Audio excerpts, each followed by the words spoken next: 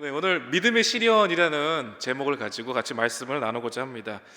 우리의 신앙과 이 세상에 있는 다른 종교와 차이점이 있다면 뭘까요? 그 차이점이 있다면 신앙의 주체가 누구이냐라는 것이죠. 이 세상의 종교에 대해서는 내가 신앙의 주체가 됩니다. 그런데 우리 믿음의 백성들의 신앙의 주체는 당연하게 하나님이 되어야 되는 것이죠. 제가 예전에 전도사 때 사역을 할 때의 일인데요. 그 교회에서는 미얀마의 선교 사역을 굉장히 오랫동안 진행했던 교회였습니다. 그래서 저도 같이 1년에 2번씩 강제적으로 미얀마를 방문해야 될 수밖에 없는 그런 상황이었습니다. 그 교회에서는 이제 고아원을 세우고 또 교회를 세우고 또 많은 선교 활동을 했었는데요. 또 선교지마다 굉장히 거리가 멀었기 때문에 중간에 이 쉐다곤 이 파고다라는 그런 사원을 지나갈 때가 있어서 거기 한번 들린 적이 있습니다. 거기 들렸는데요. 가장 중앙에 보면은요, 굉장히 높은 한 100m 가까이가 되는 금탑이 중간에 있습니다. 그리고 그 금탑의 가장 꼭대기에는요, 70 몇 캐럿이 되는 다이아, 축구공만한 다이아가 그 위에 딱 있습니다. 밑에서 이렇게 딱 올려다 보면은 잘 보이지도 않을 정도로 굉장히 큰 다이아가 있습니다. 그 큰 탑을 중심으로 해서 한 70여 개의 작은 탑들이 또 있습니다. 그 탑들 안에 뭐가 있을까요? 불상이 있습니다. 정말로 큰 불상도 있고요, 조그만 불상도 정말로 꽉 채워 있어요. 모든 게 다 금이에요. 그 중간에 있는 탑도 금이에요. 근데 저는 이 와중에 솔로몬이 생각이 나더라고요. 근데 참 이 가운데 큰 특징이 하나 있었는데요. 중간에 뭐를 파느냐라고 하면은 이 금딱지를 팔았어요. 우리가 그저 씹고 이렇게 씹는 껌 정도의 사이즈의 껌보다는 훨씬 더 얇은 금딱지를 팔았습니다. 근데 정확하게 기억은 나지 않지만 한 1불 정도가 되었던 것 같아요. 몇 자신지 참 기억이 잘 안 나는데 그거를 파는 거예요. 저도 그럼 기념이니까 어떻게 했을까요? 제가 사진 않았어요. 이렇게 주셔가지고 받았는데 진짜 얇더라고요. 우리가 김 있잖아요. 굉장히 얇은 김, 딱 그만한 이제 껌 사이즈의 금딱지였어요. 이 용도가 뭘까요? 이거를요, 그 중간에 큰 불상이나 이제 손에 닿는 거리에 있는 위치에 있는 그런 불상에다가 이거를 붙이는 거예요. 근데 어느 불상, 정말 중간에서 정말 큰 불상의 엄지손가락은요 진짜 이만하게 돼 있었고, 저 옆에 있는 불상의 발가락은요 이만했어요. 그게 다 금딱지로 그걸 붙인 거예요. 나중에 요거를 또 이거 또 썰어다가 다시 또 그 중간에 있는 금탑을 세우는데 또 쓰인다고 합니다. 정말 창조 경제죠. 이 사람들이 이것을 붙이면서 무엇을 빌까요? 건강하게 살고 싶다, 또 부하게 살고 싶다, 영원히 살고 싶다, 뭐 이렇게 했을까요? 이 사람들이 이것을 붙이면서 정말 많은 것을 빌면서 그 행동을 했을 것입니다. 그들이 섬기는 그들의 신은 뭐예요? 그들의 삶을 안전하게 보호해야 되고 장수해야 되고 그리고 부자가 되어야 되고 건강하게 되어야 됩니다. 자신들을 파라다이스적 내세로 인도하는 그러한 삶으로 이끌어주는 것이 자신들이 섬기는 이 신이 해야 될 그런 일들이었던 것이죠. 그러기 위해서 이들은요 부지런히 공로를 쌓아야 돼요. 금딱지 사다가 붙여야 되고요. 뭐 힌두교도 보면은요 그 소에다가 우유를 붓는 그런 행동을 하더라고요. 이 과정에서 철저하게 구원이다라는 것을 이 사람들에게 제시할 때는 철저하게 자신들의 행동, 행위에 나타나는 그런 구원이다라는 것을 볼 수가 있게 됩니다. 근데 우리의 신앙은 어떨까요? 우리의 신앙은요 삶의 주체가 누구로부터 시작합니까? 삶의 주체가 하나님으로부터 시작이 됩니다. 창세기 1장부터의 말씀을 바라보면은요 이 창조주의 섭리, 창조주가 이 땅을 창조하시며 질서를 부여하시는 그 창조주 하나님을 발견하게 되죠. 그리고 그 삶의 창조주의 피조물이 된 우리의 삶의 목적 그 자체가 하나님의 영광을 위하여서 삶을 살아가야 된다는 것도 우리가 말씀을 통해서 볼 수가 있게 되는 것입니다. 특별히 인간은 한 피조물이고 특별히 하나님의 형상을 부여받은 굉장히 스페셜한 그런 존재가 바로 우리다라는 것이죠. 그렇듯이 우리의 신앙의 가장 시초가 무엇이냐? 피조물인 인간과 창조주 하나님과의 관계로부터 우리의 신앙은 시작이 되어야 된다라는 것입니다. 그래서 우리의 신앙은 철저하게 그 시작부터 어떻게 해야 되느냐? 자막이 있는데 우리 한번 같이 읽어볼까요? 우리의 신앙은 철저하게 이거 아닌데 제가 한번 읽어보겠습니다. 우리의 신앙은 철저하게 그 시작부터 하나님 중심이며 그 끝도 하나님 중심의 결과를 향해 나아가야 된다는 것입니다. 믿으십니까? 그런데 자칫 하나님의 관점에서 삶을 살아간다라고 했는데 뭔가 만족도 없을 것 같고요, 뭔가 기쁨도 없을 것 같고, 뭔가 즐거움도 없을 것 같아요. 근데 과연 그럴까요? 그렇지 않죠. 우리의 삶이라는 것이요, 피조물로서 이 창조주 하나님과의 참된 관계가 있을 때에 비로소 그 가운데에서 참된 만족과 기쁨을 누릴 수 있게 되는 것입니다.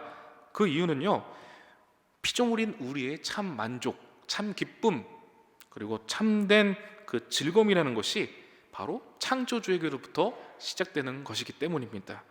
그래서 그것이 하나님께서 우리를 향한 바로 기하신 뜻이기 때문에 그렇다라고 말할 수가 있는 것입니다. 여기서 주는 그 만족이라는 것이 세상에 주는 만족과 같을까요? 틀릴까요? 전혀 다릅니다. 자기중심적인 신앙이라고 합니다. 지밖에 모르는 거. 각자의 소원을 이루는 방향이 그 신앙에서 나타나게 됩니다. 자신을 위해서, 자신의 중심에 대해서 신앙이 나타나는 것. 그렇기 때문에 과정과 결과는요, 개개인의 중심적이기 때문에 결과와 과정은 다르게 나타납니다.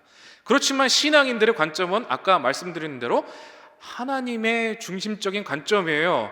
그래서 개개인의 신앙들이 하나님을 바라보는 전혀 다른 상황에서 시작할지라도 결과는, 방법은, 방향은, 목적은 같을 수밖에 없어요. 왜? 하나님의 주관적인 삶으로 우리가 달려나가고 있으니까요. 그런데 참 신기하게 교회 안에서도요, 우리의 신앙은 구별됩니다. 참된 신앙을 가진 자, 종교인으로서 자기의 중심적인 신앙을 가진 사람, 이렇게 구분이 되기도 합니다. 그리고 교회 안에서 알곡과 가라지, 양과 염소, 기름을 준비한 신부, 그렇지 못한 신부, 참감람나무와 돌감람나무, 열매 맺는 가지와 꺾여 태워지는 가지 등 진짜 크리스찬, 그리고 그렇지 않은 사람하고 구분에 대해서 성경에서는 말하고 있습니다. 근데 이러한 신앙들은 과연 어떻게 구분을 해야 되는 걸까요? 기름 부은 종이다 해서 이렇게 교역자들, 목회자, 목사님들이라고 하여서, 장로님들이라고 하여서, 권사님들이라고 하여서, 집사님들이라고 하여서, 이렇기 때문에 직분자들이기 때문에 그 직분을 가진 자들의 신앙이 보장이 될까요? 그렇지만은 않습니다. 교회 안에 참 신앙인과 그렇지 않은 자들에 대한 구분은 언제 나타날 수 있을까요? 알 수 없어요. 심판 때에 알 수 있는 것입니다. 그런데 오늘 우리가 같이 보았던 이 야고보서에서 시험이 닥쳐온다면 그 정도 조금은 가늠할 수 있는 그런 환경이 구분점이 된다라는 것을 우리가 알 수 있게 됩니다. 본문의 1절에서 보니까요, 야고보는 자신을 소개할 때 이렇게 소개합니다. 하나님과 주 예수 그리스도의 종이다 라고 표현합니다. 예수 그리스도를 주다라고 표현을 했습니다. 야고보가 이렇게 고백했던 그 시점에 대해서 한번 볼까요? 유대인들에게 있어서 주다라고 이야기했을 때 사람이 주가 된다는 것은 이 사람들한테 있을 수 없는 거예요. 어떤 인간도 주가 될 수 없기 때문에 신성모독 행위에 걸리게 됩니다. 그 로마인들의 기준에서 예수는 주다라고 이야기했을 때는 어떤 관점이 될까요? 황제가 있습니다. 황제의 권위에 도전하는 그런 반역자의 그런 모습으로 비춰지는 거예요. 자, 예수는 주시다라는 고백이 그 시점에서 굉장히 쉬운 고백이었을까요? 그렇지 않습니다. 예수를 주다라고 고백한다는 것은요, 아까 우리 권사님들이 찬양하셨던 것처럼 목숨을 버릴 수 있는 그런 상황인 거예요. 우리 아주 근처에도 있지 않습니까? 양화진이라고, 절두사안이라고 합니다. 예수 그리스도를 주라고 그거 철회해라고 하는 것에 그렇지 않고서 버티다가 진짜 그 위에 꼭대기에서 머리가 잘라지는 절두, 그것을 타협하지 않은 사람들의 모습을 우리가 또 근처에서도 찾아볼 수 있는 것 아니겠습니까? 이렇듯이 예수를 주라고 고백하는 것이 그냥 목숨과 바꿔야 될 정도의 그런 상황이었던 겁니다. 지금 우리가 예수를 그리스도다, 예수를 주다라고 고백하는 건 어떻습니까? 누가 뭐라 그러나요? 그런 것에 대해서 어떤 나라가 뭐 규제하고 굉장히 심하게 막 그렇게 하는, 그렇게 많지 않아요. 근데 우리는 예수가 주시다라는 그런 고백을 어떻게 합니까? 목숨을 걸고 하시는 분들이 계실까요? 우리는 그냥 어떻게 보면 상투적인 것으로 예수는 주, 아니면 뭔가 슬로건으로, 아니면 뭐 프로필 사진에 있는 그런 문구 정도로 어떻게 보면 참 가볍게 여기는 그런 고백이 아닐까 이렇게 보게 됩니다. 그래서 오늘 우리가 나눌 야고보서는 정말 은밀하고 아주 조용하게 우리한테 이런 질문을 던집니다. 뭐라고 던지냐면요, 어느 정도까지 하나님과 주 예수 그리스도의 종이 될 거야? 라고 물어봅니다. 야고보는 하나님과 주 예수 그리스도의 종이라고 말합니다. 종은 원어로 둘로스라고 합니다. 이것은 묶이다라는 그런 어원의 단어가 생긴 말인데요, 슬레이브예요. 그냥 말 그대로 노예의 상태를 말합니다. 이것은 야고보가 내가 지금 이런 사람이야 라는 것을 완벽하게 표현해주는 그런 단어다라고 볼 수가 있습니다. 그뿐만이 아니죠. 야고보만 예수님의 종입니까? 우리도 예수 그리스도의 종입니다. 우리가 예수님을 주님이라고 말합니다. 기도할 때도요, 예수님의 이름으로 기도합니다. 골로새서 1장 18절의 말씀에 따라 그는 몸인 교회의 머리시라. 교회의 머리가 예수님이지 않습니까? 믿음을 가진 모든 사람들은 예수님께 속한 뭐다? 종이다라는 것입니다. 종은요, 자신의 뜻을 위해서 말하거나 행동하지 않습니다. 종은요, 주인의 뜻을 위해서 살아가는 자들입니다. 종은요, 주인의 이끄심에 따라 목숨을 내던질 수도 있는 그런 사람들입니다. 저와 여러분들 모두가 예수 그리스도 안에 있습니다.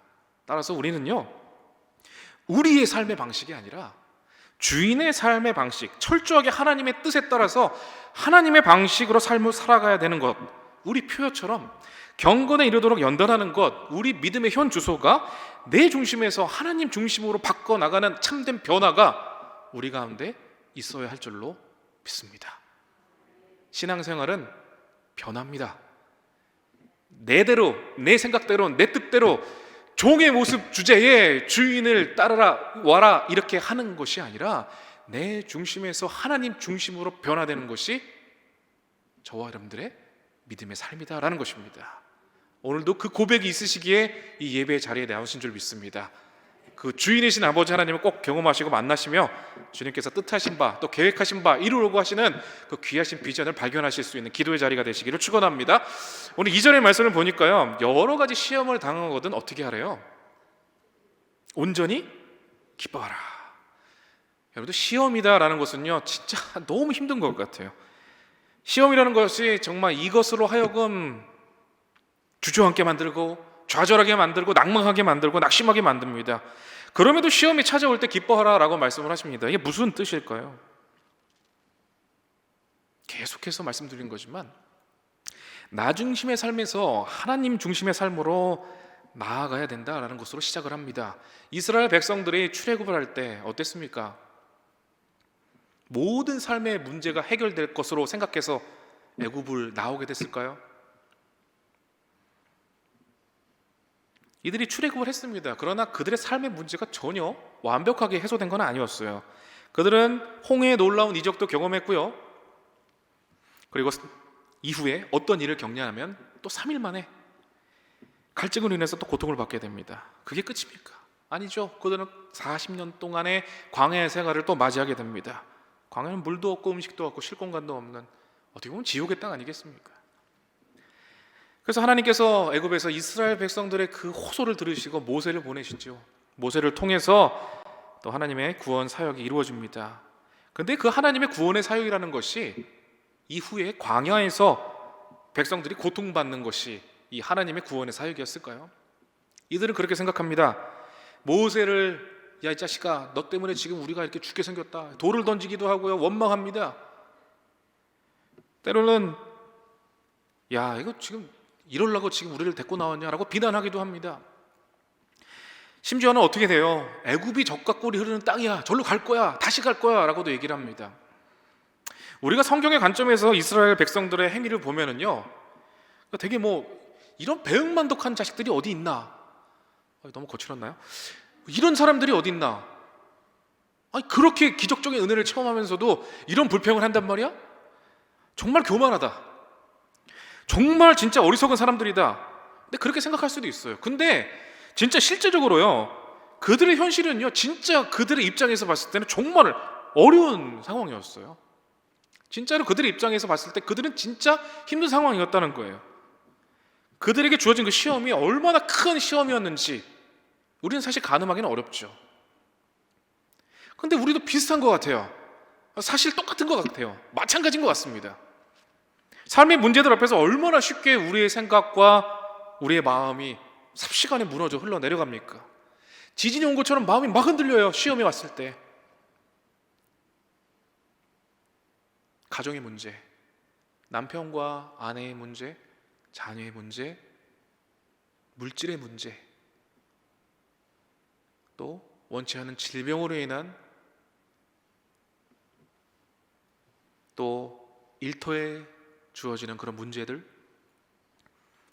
이런 문제들 앞에서 정말 우리들이 하나님을 향한 온전한 신뢰를 가지고 있는지 한번 점검을 해볼 수가 있는 것이죠. 아마 여기 있는 여러분들 모두가 이러한 시험에 지금도 아니면 또 이전에 또 이겨냈던 그런 경험들이 있을 것이라 생각이 듭니다. 그렇다면 이러한 시험에 대해서 이 시험을 우리는 어떻게 받아들여야 되는가라고 질문을 던질 수 있습니다. 3절은 이렇게 말합니다. 너희 믿음의 시련이 인내를 만들어내는 줄 너희가 알미라. 또 이렇게 얘기합니다. 인내를 온전히 이루라. 자 보십시오. 여기 보니까요 시험 피할 수 있는 길이 없는 것 같아요. 우리에게 시험은요 맨날 찾아와요. 하나님께서 이끄시는 삶을 살아감에도 불구하고 그 가운데에는 시험이 있어요. 하나님이 이끄는 삶에 시험이 있다면 세상 어디에도 시험을 피할 수 있는 것은 존재하지 않아요. 그렇다고 해서 하나님께서는요 우리를 시험하는 것은 아니에요. 13절의 말씀을 보면 이렇게 말씀하십니다. 사람이 시험을 받을 때에 내가 하나님께 시험을 받는다 하지 말지니 하나님은 악에게 시험을 받지도 아니하시고 친히 아무도 시험하지 아니하시느니라 라고 기록이 되어 있습니다. 14절은 또 이렇게 말합니다. 오직 각 사람이 시험을 받는 것은, 같이 읽어볼까요? 시작.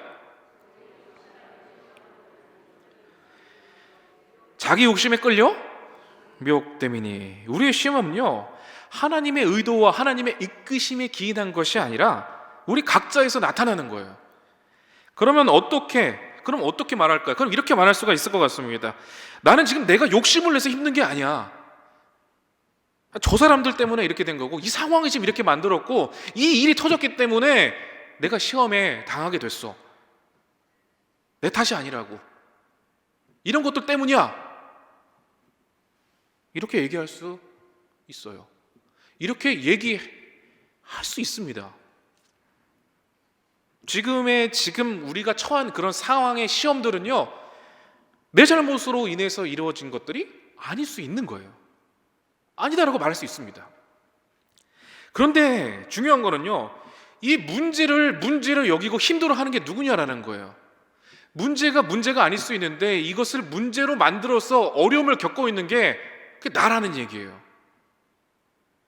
이스라엘 백성들이요 광야에 물도 없었어요. 그리고요 음식도 없었어요. 심지어 쉴 곳도 없었다니까요. 근데 그게 그들이 잘못이었어요? 그들의 잘못이 아니잖아요.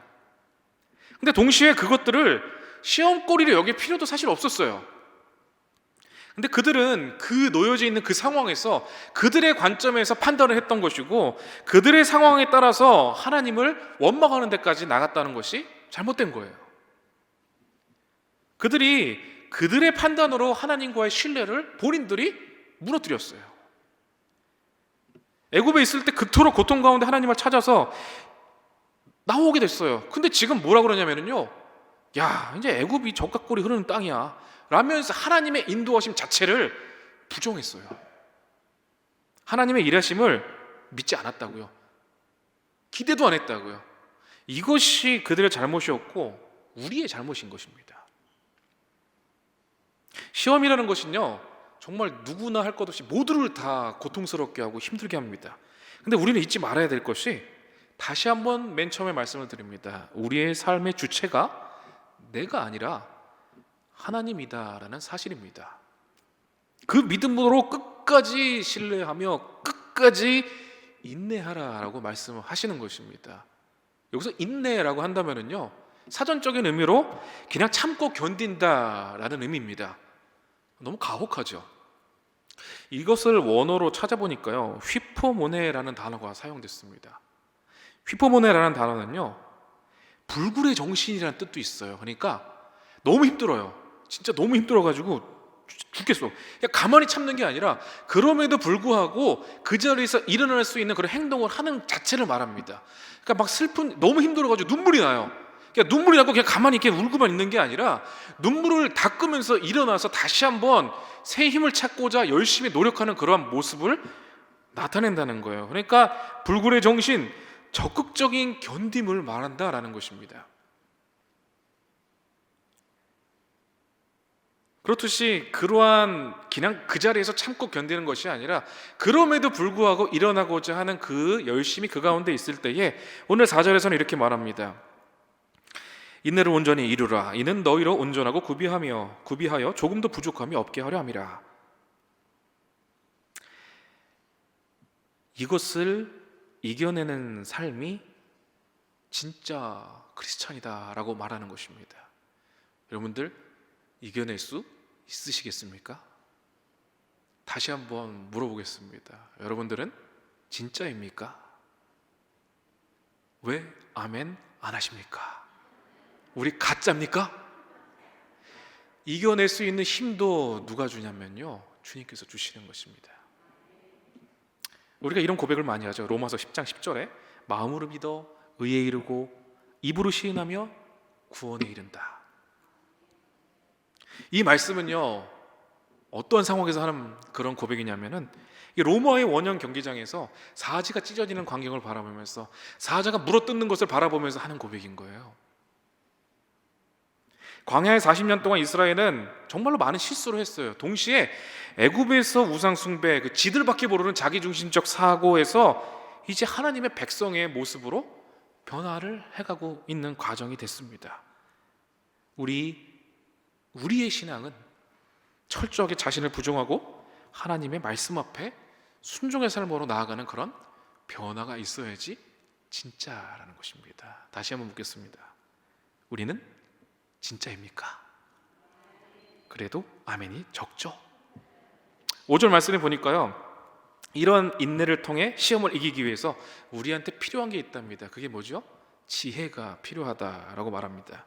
그리고 이 지혜는 하나님께로부터만 공급받을 수 있는 것입니다. 이 지혜가 세상을 이길 수 있는 것, 이 지혜가 세상의 것들처럼 나를 위한 것이다 라고 생각하면 오산입니다. 이 지혜는 하나님께로 공급되는 것이기 때문에 하나님의 뜻을 이루는 것입니다. 이 지혜는 우리에게 닥친 시험을 내 방식으로 이기는 것이 아니라 하나님의 방식으로 이겨내는 것을 의미한다는 것입니다. 세상의 방법대로 눈에는 눈, 이에는 이, 이렇게 직접적으로 하는 것이 아니라 십자가의 희생을 통한 생명의 공급이 우리가 이 시험을 이기는 지혜다라는 것입니다. 이 지혜로 인해 나타나는 삶이 9절부터 계속해서 이어집니다. 11절까지 이어집니다. 어느 시대나 이 많이 갖는다, 이 부하다라는 것은 사람의 의지의 대상인 것 같아요. 많이 갖고자 하는. 모든 우상 숭배는 결국 돈을 통한 나의 힘의 구축이에요. 근데 참된 신앙은요, 결코 자신의 부함을 자랑하지 않아요. 돈이 없는 사람도 자신의 없음을 부끄러워하지 않고, 참된 크리스천은 이 나의 상황이 이 10절의 말씀처럼 풀이 꽃과 같이 어느 순간 쉬 지나가 버린다는 것을 아는 사람들입니다. 그렇기 때문에 지혜 있는 사람은 누굴 보느냐? 상황을 보지 않고 하나님을 바라보는 것입니다. 오늘도 믿음의 눈을 들어서 하나님을 바라볼 수 있는 그 지혜를 구하시기를 축복합니다. 그 지혜를 구하시고 그것을 받으셔서 우리 앞에 닥친 모든 시험 가운데에서 주님 앞에 믿음으로 구하셔서 승리를 선포할 수 있는 주님의 군대가 되시기를 부탁을 드리겠습니다. 하나님께서는 이 시험을 통해서 만드시려는 그런 크리스찬의 모습은 바로 이런 모습입니다. 이 시험을 통해서 하나님만을 온전히 의지하는 하나님의 사람을 만드시기 원하신다라는 것입니다. 그런 하나님의 사람이 저와 여러분들이 되시는 것을 믿으시길 바랍니다. 이 시험이라는 것이 우리의 득과 실을 논하는 것이 아닙니다. 이 시험을 통해서 올바르게 하나님의 백성으로, 진짜 크리스천으로 성화될 수 있는 우리 주님의 백성들이 되시길 바랍니다. 사랑하는 우리 주님의 권속들이여, 믿음으로 하나님을 바라보시길 바랍니다. 그리고 끝까지 인내하시길 바랍니다. 그리고 하나님께서 주시는 지혜로, 하나님의 방법으로 극복하시기를 바랍니다. 그렇게 더욱더 성장한 모습으로 주님을 더욱더 신뢰하고 한 걸음씩 주님의 곁으로 더욱더 가까이 나아갈 수 있는 이 2023년 새로운 한 해가 되시기를 주님의 이름으로 간절히 축원합니다.